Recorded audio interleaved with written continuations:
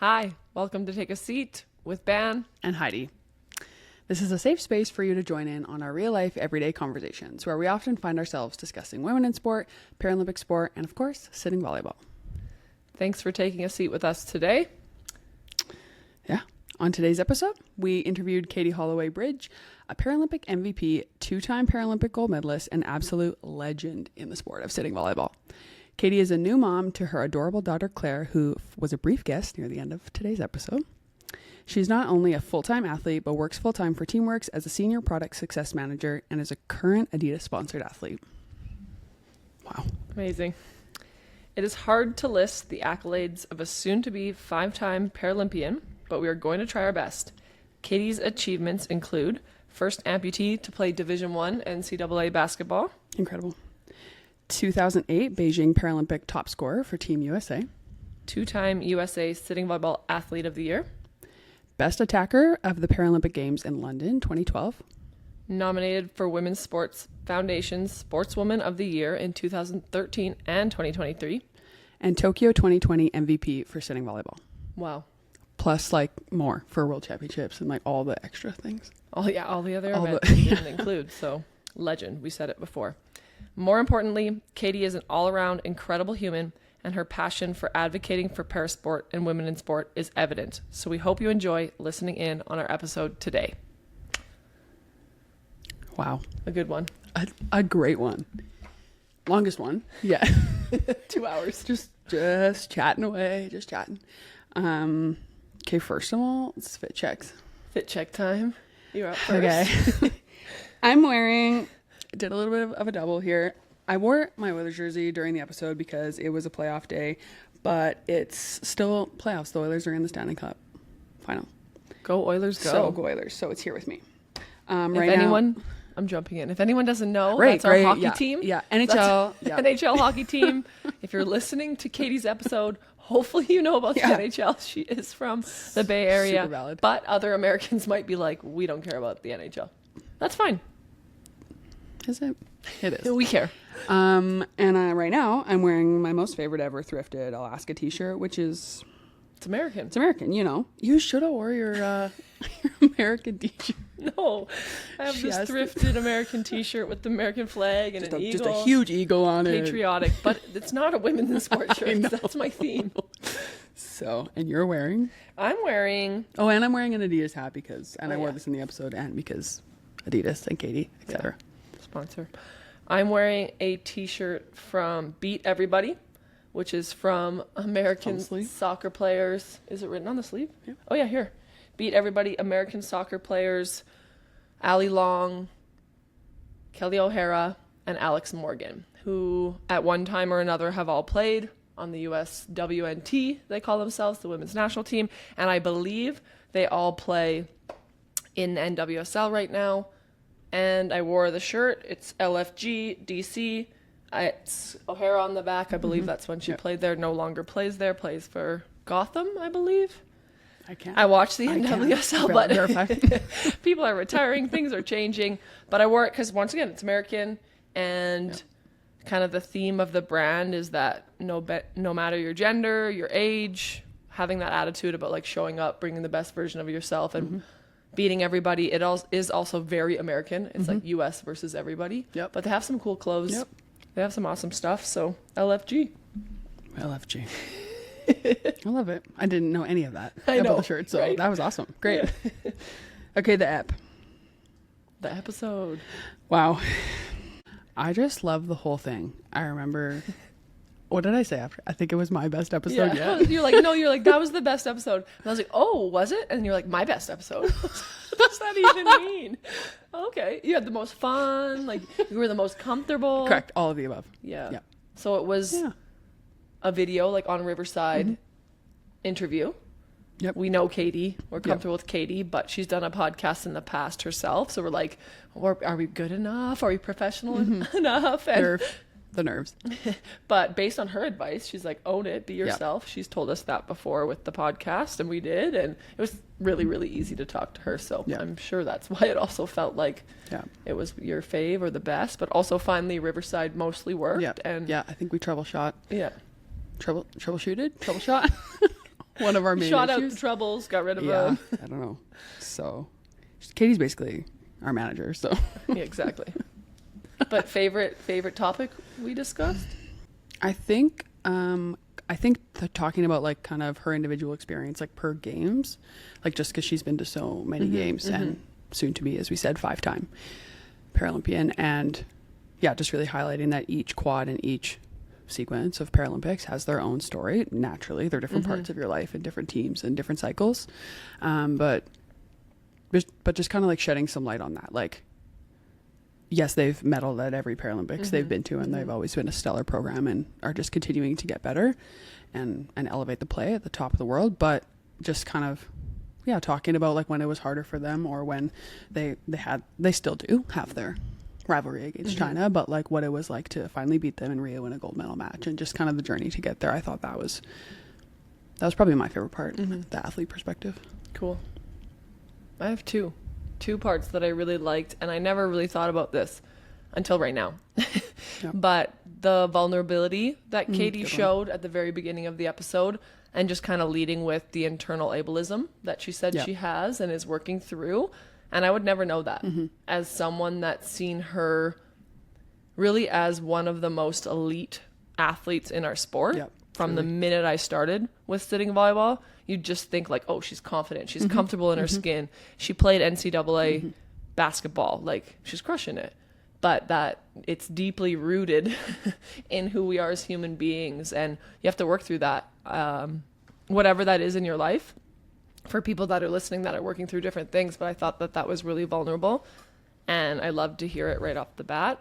The other thing would be when she talked about setting boundaries and really advocating for yourself as an athlete. And I think that embodies a lot of what we talk about. And we'd never talked to her about that, but she was speaking specifically about motherhood, I think, when that came up, and like setting those boundaries for herself and talking to her staff and her teammates and asking for what she needed, and that she naturally does that, but not everyone does. And I'm sure she's done it through her career, and a lot of people have had to as para-athletes. And then we kind of talked about like being grateful, because you don't want to complain, but being grateful, but then asking for more. That's how I phrase it. Yep. And I thought that was really good perspective from her, and she used it as like boundaries is the word that she said, but I would always be like advocating and asking for more and pushing the sport and moving the sport in the way that we want to see it. And I think that's exactly what we're trying to do with our podcast. So we're aligned on some, I think, like core values without even really having had those conversations before. So I like that.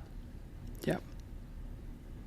I mean, back to the first like vulnerability piece, I agree. I think I said it, I think in Jen's intro and in Danny's for sure, but like same thing with Katie's, and I guess in all of our episodes. I really just like seeing a different side of the people and learning more about who we're interviewing. And I think giving people a platform and having those vulnerable conversations about the things that are important to us, like disability, parasport, etc.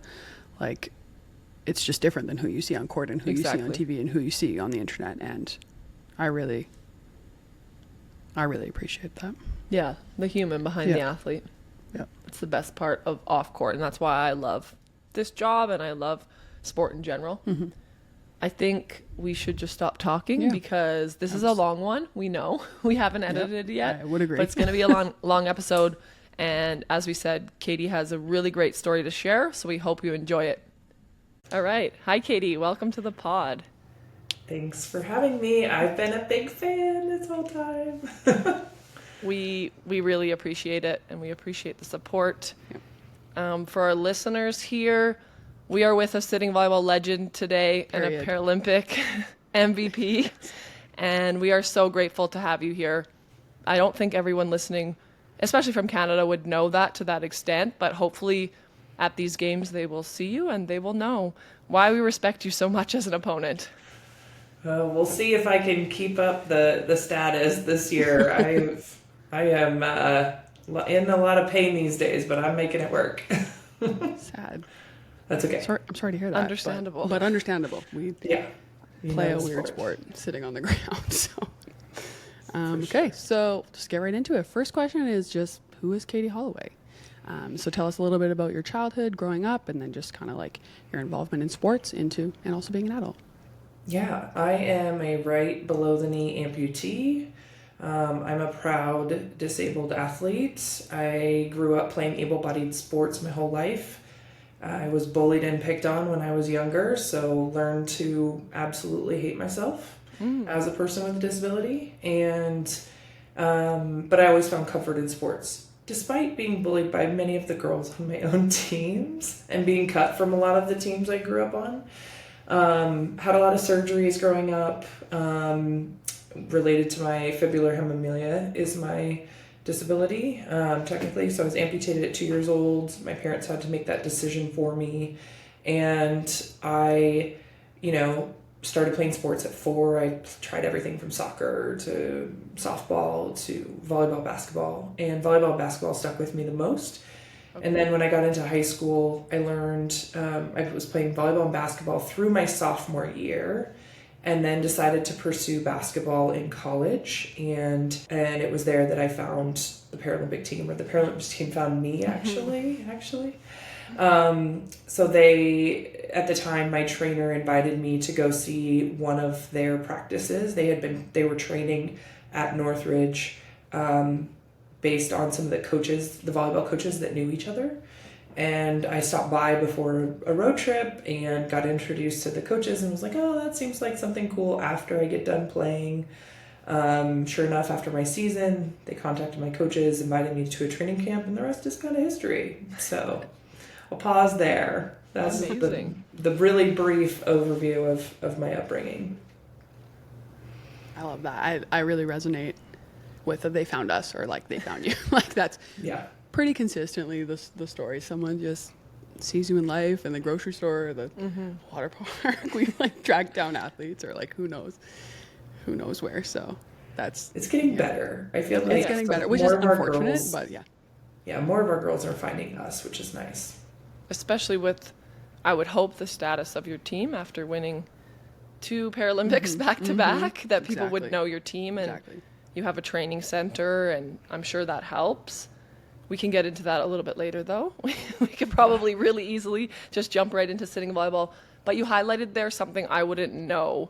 Obviously, I've known of who you are the whole time I've coached sitting volleyball, but I would never know that in your past you were bullied and that you didn't have confidence. So now what I see is someone that carries themselves with a lot of confidence, that is proud to represent parasport, being a disabled athlete. How did you maybe work through that, and is that my observations correct?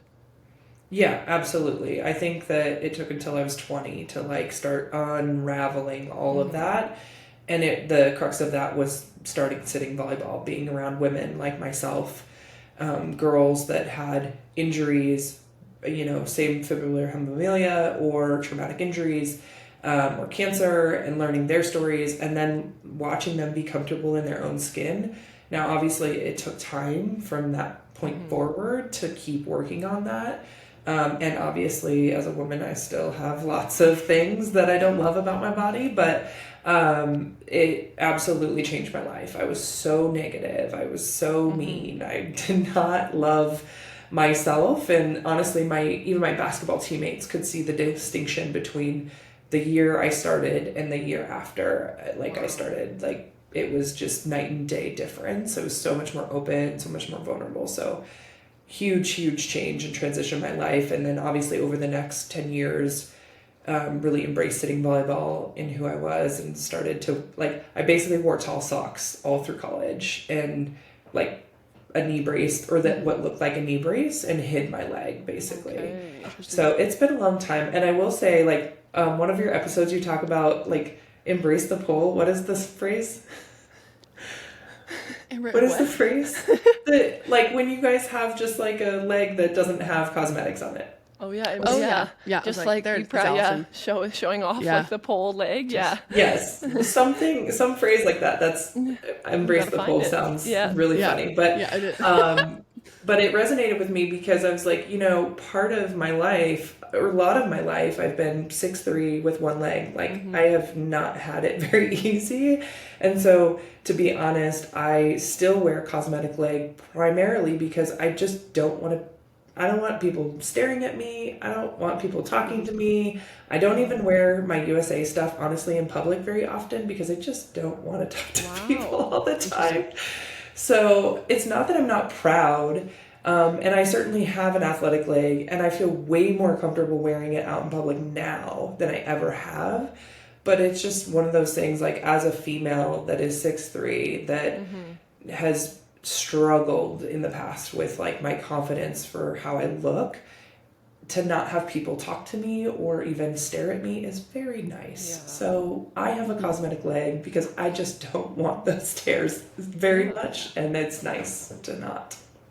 I think that's a really cool example of like things coexisting. Like the example of embracing the pole or embracing the post is like as someone who previously has had foam covering their leg and then just chose to not, and now having a sort of cosmetic cover, but you can still tell it's a prosthetic. But it's not just this like one shift of like it's one thing to like now the post is out. It's like it can be whatever, and you're still a loud and proud disabled athlete and like confident in that, but you're like, I'm also allowed to like wear a leg that just like, so my pants fit and I want it to look like a leg. Like there is no like right answer. And that's I think a really cool example of like what we've talked about a lot, like disability and like your identity is whatever you make it. Yeah. Well, and wanting to fly under the radar sometimes and just be like Katie. Okay. I'm sure that's part of it. I listened to a podcast with Brittany Griner, and she talks a lot about always standing out and always being different, and then finding basketball and being able to come into her own with that. And I could so resonate, like growing up and being tall and being lanky, and I don't have a disability, but still sometimes same thing. I don't wear my Volleyball Canada gear out a lot in other places just for those reasons as well. And sometimes you're like on a plane, you just put up, she's like, you always wear your hood up. I'm like, you have to just like get home after an event when you're exhausted and you just want to be. But I think then there's that other side of it, and what I see probably when I see you play volleyball, that you're like so strong and so confident and a leader naturally. But it's interesting to hear that maybe is something that when competition is there, it's like put on a little bit more, and it's not innate within who you are. I would just assume it is, and that you're really outgoing and that you like the attention. And I'm hearing kind of different, which gives me perspective too, but it makes total sense.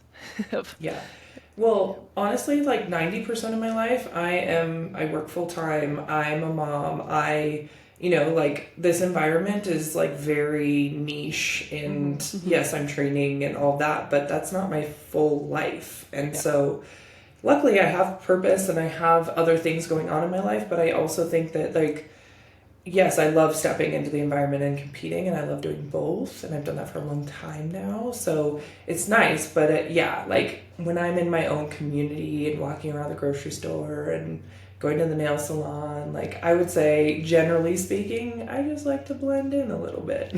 I'll just also mention that like within competing in able-bodied sports and trying to prove myself in that space also comes this deeply rooted ableism. And so I feel like every day is a day where I have to continue to unravel that and unpack that, which is why I always also mentioned my prosthetic that is cosmetic, because I feel like it's embracing that ableist side, but it's not intentional, right? And I think I have to, as a disabled person, very much try to undo all of the ableism that I've had rooted in my first 20 years of my life. So it's a lot there. I'm sure you can. Just me literally trying to undo it. Right. Yeah. Preach. We could do a whole episode on that. Switching gear. What? I said, wow. It's like, this is why I learn so much every single day in my job, right? And it's a different lens to look at internal, ableism that disabled athletes would bring, and just asking questions and being curious about that as well, rather than just assuming something, which maybe I do. Thank you for that. Yeah. Agreed. Okay, switching gears kind of to training here. So the U.S., your sitting team is based out of Oklahoma, but that is not where you live. Can you talk a little about what the training environment looks like there for your team, and what your individual training looks like, not being, I guess, a resident athlete would be the term? Yeah, so in the U.S., we are under the USA Volleyball umbrella. However, our training site is in Edmond, Oklahoma at the University of Central Oklahoma. So typically in a year, we fly out and train once a month with our team that is residents. So you choose to live there, and I have, back in the day, lived there for about 5 years. It is by far the fastest way to get better at sitting volleyball in an expedited fashion. Like I say, it takes 1 year to really learn movement and get to be an expert in it. So we have Oklahoma as our training site, and we'll fly in once a month. That looks like leaving on a Thursday, coming back on a Sunday, train twice Friday, twice Saturday, and once on Sunday. And then honestly, those schedules are like, I don't know, Nicole, what you make your schedule like, but it is, I posted it on our Facebook the other day, and like I got crap from our team because they were like, why would you post our schedule? I'm like, because it's interesting. I think our schedule is interesting. Like it is scheduled from 7:30 a.m. till 9 p.m. when he's literally like, no talking, sleeping. You should go to bed. When we all stay up talking. Literally. I need to see that, because we are not regimented that much from the morning to the night. But I have started adding rest time so that our athletes remember that they can actively and passively recover. But interesting. Oh, well, then you could take a note from Bill Hammeter, who gives us every single note we need to know throughout the entire day while we're training. So that's once a month. And then my training structure at home, essentially we have no club system like you all. Like we have to make it work where we are at home. And so I moved here to the Bay Area. I live in Northern California about 10 years ago. I knew one person. I knew no one. Okay. The second day I moved here, I took a tour at this place called the Rikes Center, who I knew was a Paralympic sport club and friendly to Paralympics. And they took me in and they said, whatever you need. I mean, I even started my podcast there at the Rikes Center. They like helped me in their studio and recorded it and all of that with my friend Kelly, of course. So I've been at the Rikes Center for 10 plus years. They give me gym time and a strength coach, and I just started putting the building blocks together when I moved here. So it was like, okay, I need a scooter when I take my leg off to roll around and get all the balls. Bill, can I have some balls? I got a grant to get a net system. I needed carts, and then I need people. So I have, people. If you want to go through the gamut of how to start your own training center, like I have done it. And I will say I still, is a work in progress every day to get the people, but, I've driven all over the Bay Area to like local gyms to play sitting volleyball at rec nights with them just to find people. And just to get 6-on-6, honestly. I've cold emailed lots of people. I've met people on planes and invited them to play sitting volleyball. So if you can imagine the hustle and grind, like that is what I've done. And today I could never have dreamed what it is, which like the best example I can give is a month ago or two, one of my friends who trains with me, his name is Arnie. I get all standing players to just come and play sitting.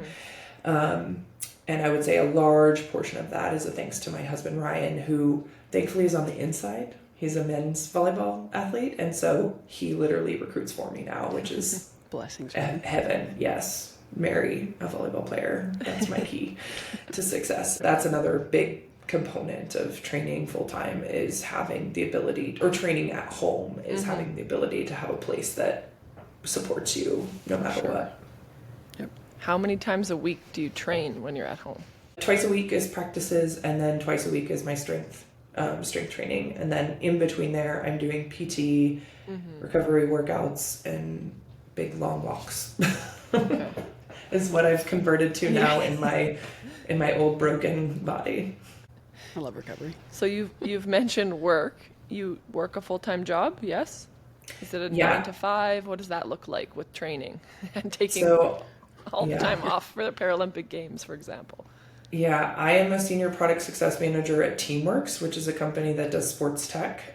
We are a business that has essentially, we're trying to be the Google of sports. So we have a bunch of products that organize sports and sport organizations. So anyway, we're primarily in college athletics, but my job is fully remote, which is super helpful, and we have unlimited PTO.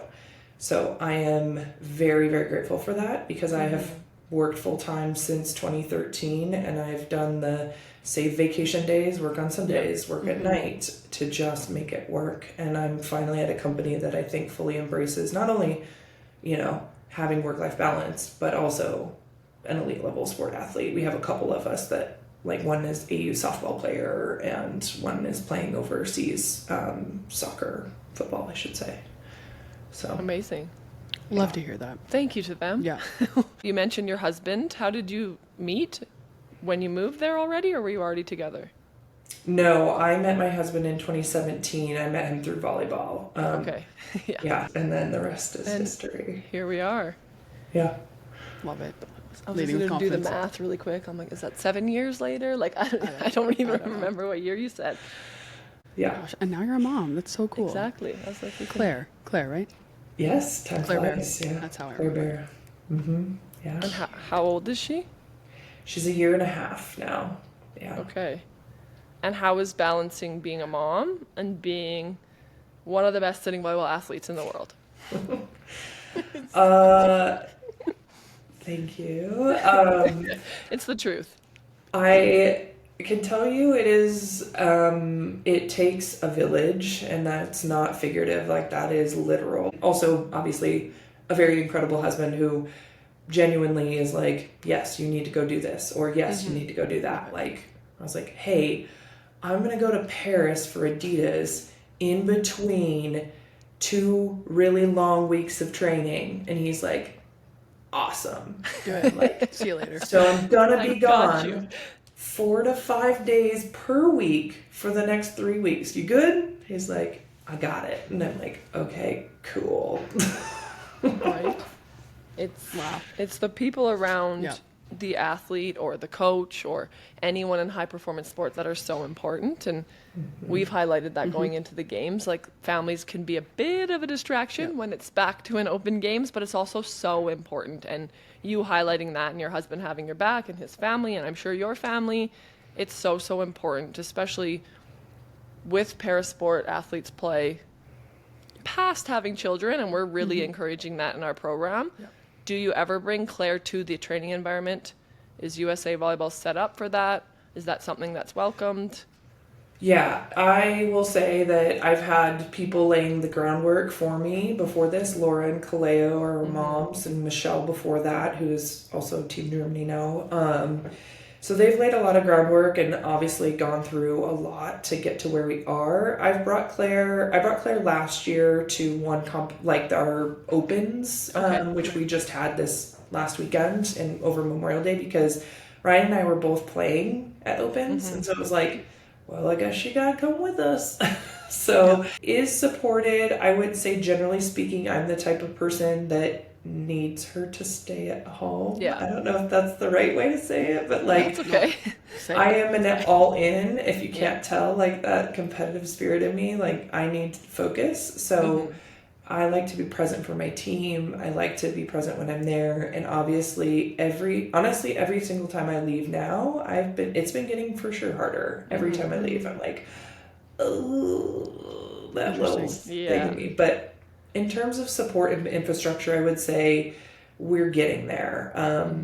You know, the components that I would say are needed for moms to continue in sport are a couple things. One, it's got to be resources. So do you have access to people that can help you at home for free? Because there is not a world where we can also pay for daycare, which is also a rent check in the Bay Area, to be honest. And babysitters. So I have a ton of people that just don't ask for anything from me, which is amazing. So resources is one on your home front. But then can the program pay for an extra hotel room for you and your family to be there?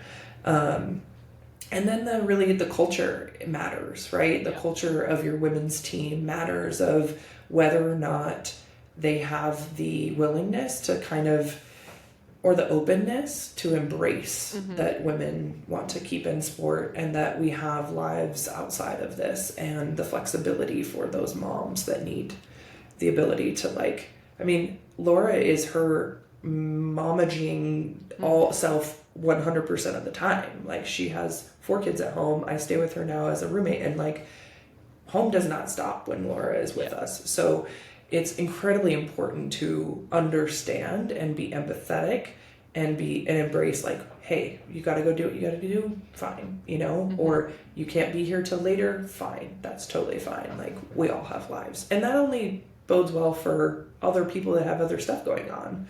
So I think those are the things that I think about when you talk about support for moms and people that want to continue in sport. I love that. We've leaned on the athletes. You were away, pregnant, but we leaned on Kaleo and Laura during the zonal because Jolanne on our team just had her third child. So we were trying to learn, how do we support her? And so I remember asking them at the zonal, can I pick your brain? What are some areas? What are some things we can do to support Jolanne? But Laura and Kaleo actually had babies at World Championships. So even there, I was starting to plant those seeds, and the whole extra hotel room, a caregiver on the road. Those are things we learned, like even something as simple as a fridge in the room for milk. Okay, needed, important. I wouldn't have thought of that. How do we help set up childcare? So I don't think it's perfect, that's for sure. But I know with our program, we're trying to create the culture that is supportive for anyone moving forward to come. And right now we have Jo bringing her son to training camps, but also her daughter as a caretaker, and then other people. And they're running around the court. Heidi sent me a picture the other day with her son while I'm doing a video session right in front of me, watching the TV. And I'm like, no problem. Not even phased. I'm like, that's great. Like, I would actually try to encourage it. I'm not a mom myself, but just starting the conversation and being open to it. But I think there's still a lot of room to grow and to find ways to support financially. I think that's a big gap we have. Yeah, and it's hard too. I get that. I get that resources are tight already. But I will say that, like, Laura for sure has laid a lot of groundwork for me, and I very much appreciate that, because I absolutely have been on this team for a long time, and I have a lot of regrets and a lot of things that I wish would have been different for her, and I wish that I could have been different, not knowing and being very ignorant to being around a mom and being on this team, and the little that I understood or could have done to make her experience different. But on a brighter note, like Paris, the USOPC is coming up with, they have a whole task force that are supporting women, and, you know, they've kind of referenced, like, I've asked, can I get help? Like, could we rent a stroller over there? Because Claire is coming to Paris. Like, there is no one left. There is no one left here to support her. So she would be home alone, Kevin, as a 1.5-year-old. Volleyball onesie, we got it. Yes. So she is coming, and they are trying to work with moms that are relatively new to, like, do we need a stroller? Do we need a car seat? Like, where are those places to rent those? Would somebody leave one behind? You know, I've requested to fly back with my family to help my husband on the flight home, which is not on our sponsored airline, you know? So, like, earlier you said, like, you like to leave and, like, go to camp and, like, separate that and kind of compartmentalize that. I think that's cool, because that's, like, the other side of it. It's not one or the other. It's like, you can have your child there like Jolanne does, and sure, sometimes it's a distraction and it's tiring, but, like, there's no, like, right answer, and, like, what works for you. So, but also Claire is coming to Paris, and that will be interesting then to see her, like, also every day while you're playing. I think the biggest thing is no mom is made the same, right? Like, Laura and I are very different moms. Yep. Cleo and I are very different moms, and yet the thing that transcends all of that is, again, the culture of the team, to be able to embrace, like, you know, I can tell you 3 of my teammates would love it if I brought Claire every time. Yep. And I'm like, well, that's nice. It's nice for you. I'm not bringing her every time. Like, I need to compete. Yeah. Exactly. I brought her the other day to, like, a shoot that I did for an upcoming unsaid commercial, which I'm really excited about. But honestly, she was the worst. And it stressed me out to no end. So but yeah, like, just my teammates that honestly are, like, asking about her and, you know, loving on me. And to be honest, the thing that's changed the most for me is my body. I had an emergency C-section, so it's been very challenging to navigate back issues, hip issues, like, all of the above. And so that's been really frustrating, because no matter how hard I work, I feel like it doesn't matter. I'm still not healed. So yeah, this sport is brutal. It's not for the weak of, not for the faint of heart. Yeah. Just to reiterate once again for everybody, our sport is literally played on the ground. Like we literally sit on the ground. So and I'm sure there's imagine. far less research in how to return to sport for sitting volleyball. We know because we looked into it. I didn't even really know about like lax joints after having a baby. And then like Joe, who's smaller than you, is pushing around. She's like, my elbows, my joints. I'm like, oh my goodness. Yeah, that makes complete sense. We need extra physio. We need extra support to make sure that there's no damage done. Because of course, as athletes, you all want to get back and play as fast as possible. And as you're sharing, and hopefully people listening understand, it takes time. And for you with a C-section, even more time. Yeah, and that I think that brings up also like the third thing that I was going to say of what is needed in bringing women back to sport is just communication. Like one of the best things that could have happened was my athletic trainer, Kat, presented me with sort of an ability to talk to my staff openly about like where I was at along the way, before and after. It was like, when do you want to return to sport? How are you feeling about it? Like, what do we need to know? What would help you, you know? And just having those check-in points with all of our staff at one point to communicate that. And I'm obviously a very good advocate for myself. So it's easy for me to communicate all of that, but for somebody that may not feel comfortable with their position on the team, it's incredibly important to be on the same page with your staff and to feel safe to speak up, right? Like, as Heidi knows, it is not a guarantee that we make this team. It is not a guarantee that we will be healthy enough to go to games. It's not a guarantee for some people that they would even be on the court in the games. So those create very big insecurities with some of my team members. I will say, like, I have not had that issue, but I know that exists. And so it's really incredibly important to create a safe space to be able to speak to your staff openly. I love that. It makes a lot of sense. And it's good to highlight to anyone listening that that happened for you, but just for anyone listening to know that, like, it's not always easy, even as like a top performer, to stand up for yourself. And you said that maybe you can do it, but other athletes on the team to have that safe space. And it's a really good reminder for me too, and for our team as we navigate that. Because it's about, do the people care about you? Yes. Am I safe in this space? Yes. And then ultimately, moms returning can compete to the best of their abilities at that time. And I think as coaches too, we need to take a step back and realize it's not going to be the performance right away as before. Yeah. And athletes put so much pressure on themselves to be there. It's like, whoa. It's okay. Yeah. And that's also something that I've really tried to do with Joe, but I'm sure just like you, it's like, no, I want to get there. Like, the games are coming. Yes. I want to be here. And so kind of two-part, but is there anything you think World Paravolley could be doing to support moms better? And I'm thinking second part is, you returning to the first major competition. Yeah. Well, first I will say shout out to whoever made it possible for me to go to the games this year, because I know that the Super 6 was not on the agenda for this year, and so that gave me the ability to have a qualifying tournament. Do I think there's a lot of improvements to be made? For sure. Yeah. Having a set schedule, knowing who the competition is, all of those things earlier would be really great. But yeah, in general, I think it's hard for me to kind of come up with those things because I'm just so accustomed to not having a lot of things guaranteed. Yeah. But I will tell you that ultimately coming back to the squad, I'll say it was not easy. And I really decided, I was like, I know what I'm coming back into, and I am going to put my boundaries down. And I've been doing that. And I think but again, not everybody has that ability, I think, or that privilege to do that. But that means that, I demand a lot of things. And I probably should do it a little gentler. My approach is changed over time, thankfully, but so I'll just say that like this, I encourage everyone to like really set their own boundaries for themselves, especially women in this sport, Yeah, because we need balance, and we all love it, but at what cost, And after Tokyo, there was a big cost for a lot of us, I think. Fair.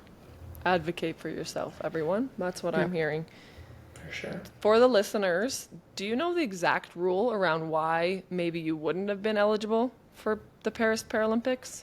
Yeah, I do. I'm very familiar with it. Essentially, like, you can't be a ringer, right? Yeah. You can't be somebody that just walks in and plays in the Paralympics. So you have to have a sanctioned event under your belt. You have to be classified prior to the Paralympics. Perfect. Thinking of world championships until essentially now at the Paralympics makes sense. And for everyone listening, I mentioned it on a previous episode, but if for some reason there wasn't a Super 6 and you weren't eligible, I'm sure Bill would be the first person and I would be the second in line to support the fact that someone leaving on what needs to be a maternity leave and returning to sport, there must be a way that they can, clearly you don't need to classify. You were the MVP at the last Paralympics. We all know you can play. But to be able to be eligible, I would have for sure said something. I'm sure our whole team would have said something. You make your team much better. So it doesn't help us, but it supports women in sport, and there needs to be a clause in that. And I'm hopeful that that will change leading into the LA Games, because we need to let mothers, we need to let anyone, fathers, leave sport, support their kids, and come back better. That's my 2 cents on that, but thank you for explaining the exact timelines. Yeah, and I don't know what it is now, but like just the limited quad changes everything, right? So it's like, for my timeline, for listeners that don't know me, effectively I got off the court in Tokyo in 2021 in September. I needed the rest of the year off. I took the rest of the year off, and I told Bill, like, I need some time, and I also want to get pregnant. Just letting you know, I'm going to try and get pregnant. And I got pregnant in March of 2022. So was pregnant from March 2022, had my daughter December 2022, and then I started playing again. And then in that time, World Championships happened. I was on sort of a leave. I picked up sitting again, probably March of 2023, and then really returned back to the team after zonals, which was in May of 2023. I was back competing as of June of 2023 on, but that left me effectively a year and a half to get a sanctioned event in with the 3-year quad. Yep. So you're a 4-time Paralympian, about to be 5. Tell us a bit about your journey to get to a 5th. We already sort of did, but like any key moments or any key memories. I think my favorite memory from Paralympics has just been like, well, first of all, as you know, every quad is like different. It's like almost your different life cycle happening. Literally. And so my first one was all like bright-eyed and bushy-tailed and walking into games with all disabled people being like, what is happening? And in China, where it was just, everything was a massive scale. It was amazing. To London, where it was like all business. I had moved to the training center, and I was like, okay, I am doing this full time. Now I know what I'm doing, and we want to win. Leaving London, depressed after losing, like just absolutely crushed. You know the feeling. Yeah, depression we is had the that word. Yeah, for sure, and it truly is. And you get home, and now I've started my full cycle of like, what am I doing with my life even sooner? Yeah. So I'm starting that cycle now of like, what am I doing after the games? What am I doing with my life? Where's my purpose? Like all those conversations in my head. So that was London, and then Rio obviously was the journey of like starting my full-time job, moving away from the training center and trying to figure out my training, and this serving anxiety coming into my life, which has been rooted in my brain for 10 years now, which is always fun. And going into Rio, like finally have beating China for the first time and did it thankfully in the moment we needed to. You did. And then, and then Tokyo was, oh my God, whole nother journey of life. But one of the most favorite, I think the Tokyo quad represented for me was like, I did a lot of work on the Athletes Advisory Council. I advocated for equal pay for Paralympians. Became the flag bearer in 2019 at Parapan-Ams, which probably was like one of my favorite moments of all time. Just holding that flag in front of the USA team was representing the people around me was everything. And then Tokyo trauma. I'll leave it at that because we've already gone too long, but Tokyo was like the most bittersweet moment in my career. And that could be a whole nother probably podcast, but I'll just leave it at that. It was traumatizing for a lot of people. It took away the opportunity for a few of my teammates for the best thing that could have ever happened to them. And it was sad for me as a captain, and I'm still sad for them. And that is what I'm left with. I mean, we won, but like, ugh. I don't want to cry, but it was sad. Yeah. So we were only observers, but you haven't said much, so we won't touch on it too much. But COVID Games, that would sum it. That would sum it right up. Each squad is its own story. Yeah. Yes, exactly. To you, what does being a Paralympian mean to you? For me, I actually thought a lot about this before this because I've obviously listened to all of your other guests. For me, it's different. I think for me, it's this kind of, like I mentioned before, this unraveling of my ableism of like, I'm constantly wrestling with being, like, I'm never not proud to be a Paralympian. First of all, as you all know on my social and everything, I'm like trying to get people to say Paralympians all the time. Yeah. And I'm truly proud of that. And at the same time, for me, it is trying to essentially prove that we are as elite as our able-bodied counterparts, and it's very challenging to wrestle with that every day when someone devalues you essentially with just calling you the wrong name. So that's what it feels like. So for as me as a Paralympian, I am super, super proud. I love being my whole self, which is an athlete with a disability. I'm very proud of that, and I love myself now for that whole person. And it's also bittersweet because it's just a very touchy subject for me because I am very proud to be a Paralympic athlete, and yet somebody called me an Olympic athlete today over email again, and it's like every day your soul gets crushed just a little tiny bit. I hear like two things from that. I don't like, but I appreciate the perspective or the language of being devalued. Like that's it's hard to, you get like sometimes caught like when you're correcting someone and then they make you feel bad. You're like, excuse me. Exactly. I'm right. I'm the Paralympian. It's me.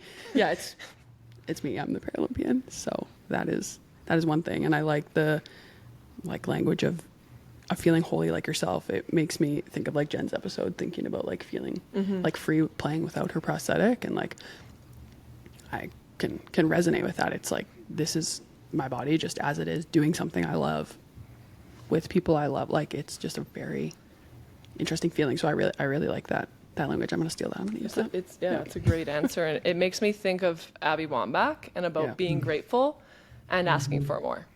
Yeah. Oh, yeah. So, that right? Wolf Pack is my book. It is my Mine book. too. The title. Yes. Mine as well. And just like listening to you speak and like having to correct people, and now I feel like I do that as soon as someone says we talked about that with Danielle, maybe in the episode, but like her and I talked about it the other day. Whenever I hear the word Olympic, I always like want to like correct people. I'm like, oh no, the Olympics are like actually a thing. they happen before us. She was like, I just want to like, it's like my default response. Now I want to correct people. I'm like, I've literally rewired my brain to think. Yeah, I guess I can also say, just like, I don't want to be so negative, but when you are giving this much, when you are sacrificing so much, when it is so much a part of who you are, and someone cannot acknowledge your identity for what it is, and then very quickly tries to pass it over, you know, like, no, you are an Olympic athlete, or no, you are an Olympian in my heart and my eyes, and I'm like, then, so many things. Then your eyes are wrong. Incorrect. I will be the first to say that I've learned a lot, and I've been humbled coaching Paralympic sport, and it's okay to be wrong. And I say that to people when I correct them. It's okay, and if you learn from it, then we're moving in the right direction. So I would wholeheartedly agree with what you're saying. And when we were filming Danny's episode, it's not out yet, but I get asked all the time to coach our indoor teams, move to the able-bodied side. I've been there, actually. I don't know if you know, but I've played and I've coached university here in Canada. I get asked that all the time, and then I guess, well, what's the difference? I'm like, the difference is that there's no money and there's no awareness. That's the difference. That is the difference, and that's put on to everyone outside of that. Would I say that, like, publicly? No. I'm very appreciative of the support that we get in Canada and the money that we've gotten since Rio, because we've grown and we've improved in our world ranking. But worldwide, it's not like that. There's no way that people shouldn't know that the Paralympics are happening in Paris after the Olympics. And I don't even care if you know when the Olympics are. Our games start August 29th. Know that. Yeah, it screws up the date. You mean after the regular ones? Yes, exactly. Yeah. The normal ones, the better ones. Don't do that, people. Pivoting from that a little bit, I will say one thing that I wanted to share a little bit more about is sort of the infrastructure. And again, I am incredibly grateful for USA Volleyball, and I think it's important to highlight, the distinctions. When people hear numbers, I think that they really resonate with that. And so one of the things I was doing in my head a little bit earlier was just want to share kind of the infrastructure that we have. So our sitting volleyball athletes are paid by stipend. That's non-taxed money, and we're paid monthly, but our highest paid athlete is earning upward, like around $36,000 a year. Our lowest is probably making definitely less than $10,000 a year. However, I mention that because I think it's important to call out, like, I'm very vulnerable about money. That's just my own philosophy, but it's important to note. I mean, one of my favorite memories is us having a conversation on the court one day in Oklahoma with your team, like where we were just kind of all huddled around having a conversation, where I'm very open about how much we get paid, because if you know what our value is and that's not what your value is, like, you could potentially go back and we can help share what the infrastructure looks like, or share how we get there, or how we got there. I am incredibly, I love empowering my teammates on their sponsorships. I love talking openly about my own sponsorships and what I earn, and helping them through those conversations and advocating for themselves. So I just think that it's incredibly important to call those things out, because people need to know the numbers. And I do want to also say that without USA Volleyball, we wouldn't have hardly anything. They put money in on top of what the USOPC funds us. Okay. And that is what has given us the ability to grow our stipends each year. So year over year. And that came because, 10 years ago, before even the change was made to become our full governing body, Bill was laying the foundational work. Yep. He was having board members come as team leaders onto our trips. He was weaving people in that were decision makers and influencers, so that when that decision came, it was an easy yes for USA Volleyball to fully embrace us and then continue to keep funding us. So I just call that out as like something I'm really passionate about. Is I will tell you, like, I think you guys know this already, like, our women athletes in sitting volleyball are more and more and more sponsored every year. We are extremely marketable. We have so many now athletes that it's growing, right? And it's just trickling down. And I think we can just keep that momentum going. Why? Because you all do social media amazing, right? Like, you guys are killing it. Like, we put ourselves out there. Our stories are great. Like, we have the stories, we have the personalities, and we're willing to put in the work to show ourselves off, essentially. But we're doing it. You know what I mean? Like, we're the ones doing it. We run our social. You guys run your social. Like, you're doing all the work. So, sorry, my soapbox of like advocating for women in pay and all the amazing things. I love it. Yeah. It's very American, because in Canada, we don't have the market that you do in sport in general. It's coming, but we often piggyback off. Yeah. But for the first games ever, Paralympians will get the equal medal money. Yeah. Yes. So that's exciting, and that's change in our country. Paralympic athletes are so marketable, and knowing the stories, of course, of your team, much more closely than a lot of other teams. But I think sitting volleyball athletes in general are so marketable because our sport is so awesome and people are missing out. What are your expectations for your team, for yourself returning to competition? I'm stoked. Like, I think that this never happens, or like maybe it did in like 2016 or something, but where we get bigger than big teams, we get to test ourselves in an environment that largely doesn't matter, right? Like, it does, but it's not the big game, right?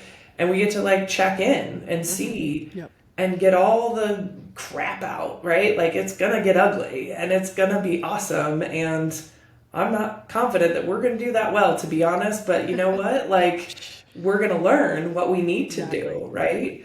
And so for me, I have no expectations other than let me be healthy. Yeah, good one. Let's go out there and let's do our best. And then work out what we need to work out and like assess where we're really at. Because I don't know if we know that right now. How about you guys? I mean, pretty much same. Learning, growing, really just, I was going to say excited. The truth is I'm not excited because it's annoying, but like being uncomfortable. Like, no, like it's learning to be comfortable being uncomfortable. Like that's kind of my like motto of the year. And again, I think it's, just like an environment to test against, like you said, the best teams. It's like it matters, but it doesn't matter. That's the point. It is literally Paralympic preparation and really leaning into that and whatever that looks like. Trying new lineups, trying new things, different, whatever. It's exciting and a time to grow. And that can also be really hard to lean into because like you're playing, you want to win, like you want to just do the thing you're comfortable with that you know works in that moment. But to be able to run a new play or do something in a moment that Matters. Is a pressure moment and something like you might lean on something else in that moment to try something new. Like that's really, really hard to do. And I'm excited to be challenged from the bench to do those things. From me. Yeah. She's like, guys, I'm excited to be reminded to do. Yeah. What was this most recent training camp like for you guys in prep? And like, what are your all's, like, what's your theme for this tournament? Top secret. No. Oh. No. I'm joking. 0. I'm an open book. If you've been listening to these episodes, for us, it's really about trusting the process. And we have a style of play. So we have what we call our winning style of play. And we want to have a podium performance. But a podium performance is a mindset. It's not about the outcome. And it's really hard to rein our athletes in that did not get a medal in Tokyo to not focus on that. We want to trust the process. We want to play our style of volleyball, and we're doing some new things. I'm not the type of coach that leans on what we did before. That's no fun. Let's grow the game. Let's push the sport. Let's run some speed. Yeah. Let's try something new. And our previous training camp that you alluded to, I think we did it, and then we make an error, and we default back to what we did before. And I'm really pushing our athletes, and I said, I'm going to make it hard. I'm going to challenge you more than you've been challenged before. You have to trust that I care. You have to trust the process. Because at the end of the day, when the bright lights are on, when you're in Paris and your family's there and everyone's watching, it's going to feel like that. So that's what we're focusing on. That's what I'm really encouraging them to lean into. And I think that's why Heidi's word is being uncomfortable. Yeah. She's going to go back there and hit her serve. She's not going to worry about the outcome. You bet. She's going to challenge herself and do something different. That's what it's about for me. And I think that your team is probably very similar because that's kind of, we don't model our game after you, but for so many years, we've looked at your team as the top team in the world. And we're like, if they can do it, we can do it too. And I bet you never believed that when you saw us in 2015 at my first event as a coach. When you guys walk in the dining hall. When people say you come from the bottom, I was like, I have lost a volleyball set, 25-1. I have been to the bottom of the valleys. My first set coaching. Yeah.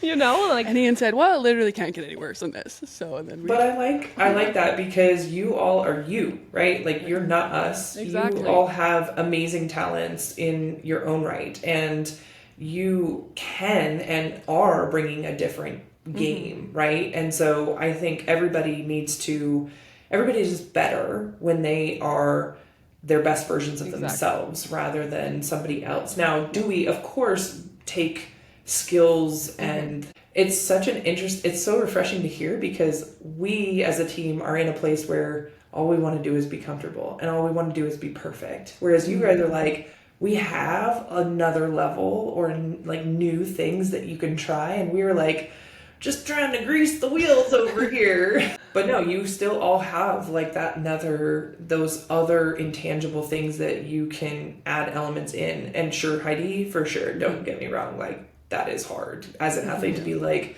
this isn't working, like stop. This is so like, see, it didn't work that one play. We should stop doing this. Yeah.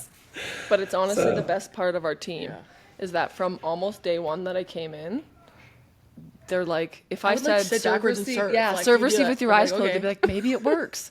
But now that they're getting better at the game, there's a bit of pushback. I encourage it. I'm like, in the moment, please do it, please try it, and after, let's sit down, let's have a conversation, and let's battle. Let's figure out what works together. Here's my question, Nicole. Yeah. This is the hot question for the coach. Let's go. When you have a new thing you're implementing, do you actually sit down, like, I'm sure this is all relative, but do you actually sit down and try it? Yep. Or do you like, okay, awesome. Well, and I think just like I do that. I for sure say like, Heidi, why didn't you get your body there? Or you finish with your thumb down. If you watch video, you know that's her favorite shot. You bet. So, and then I like sit down and do it myself. I'm like, okay, this is a bit harder. I have 2 legs. I can move in this way.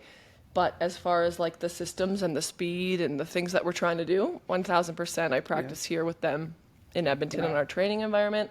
I love sitting volleyball. I've said it many times. I love playing.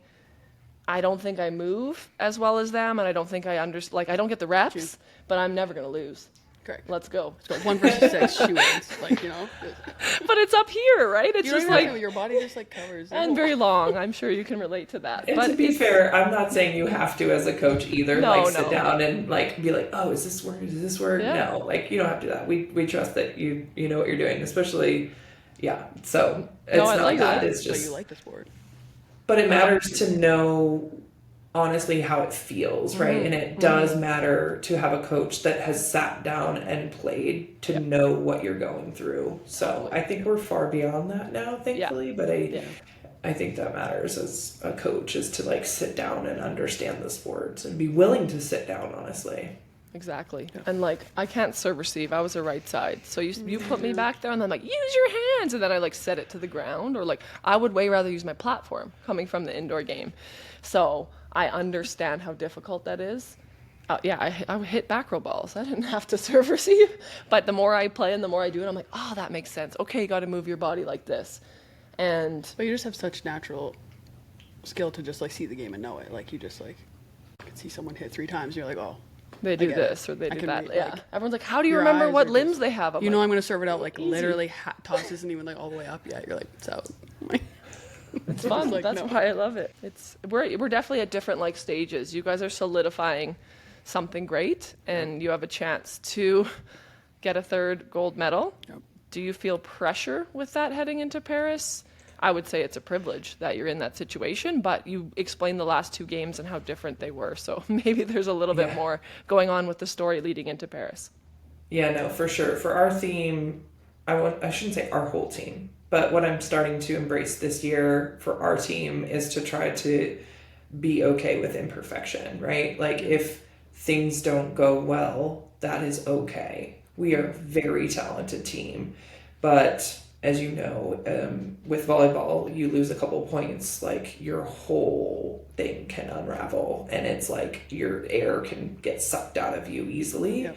And we are a team that likes, Heidi, to be comfortable.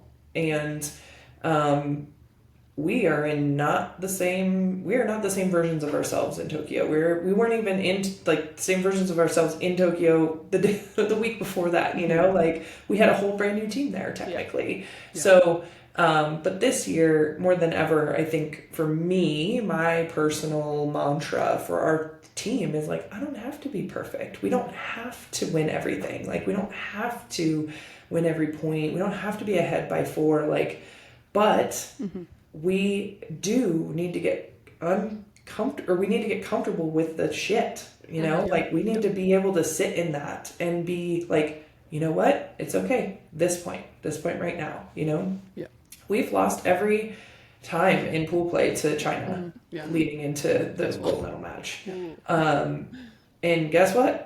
we won the gold twice. So like, you don't have to be perfect, but you do have to trust your teammates. You do have to, you know, trust in the process, like you said. And so for me, it's like, of course there's pressure, for sure, 100%. I think it's harder to be on the top than it is to be the underdog. Like, it was awesome being the underdog going into Rio and like just dominating them in the finals, because we had nothing to lose. We were like, Oh my we God, we are coming for you, you know. So I would much rather be in like your role in that sense. Yeah, that's what I would love. I mean, we can do all this offline too, but like I love about your team too is like we both struggle with the same things. We get into a zone where there's a string of three points, and then it's all of a sudden it's like things are breaking down, and it's like, what are you going to do? Yeah.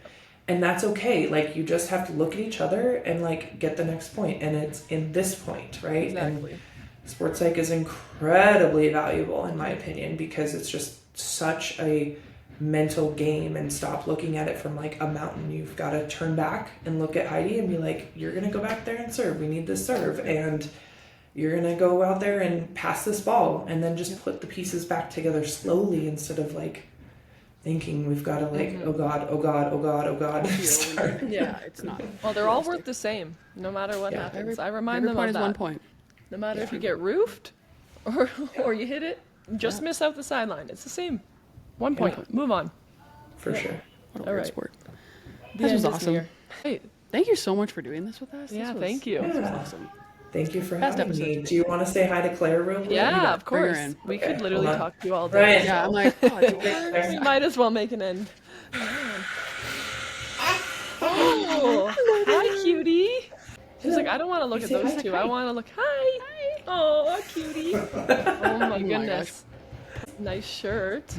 Oh my god. Got it. You're so smart. Wow. You say hi. Hi. Precious. Hi. Oh my Thank gosh. you so Thank much, you so Katie. much. Of That was the course. best.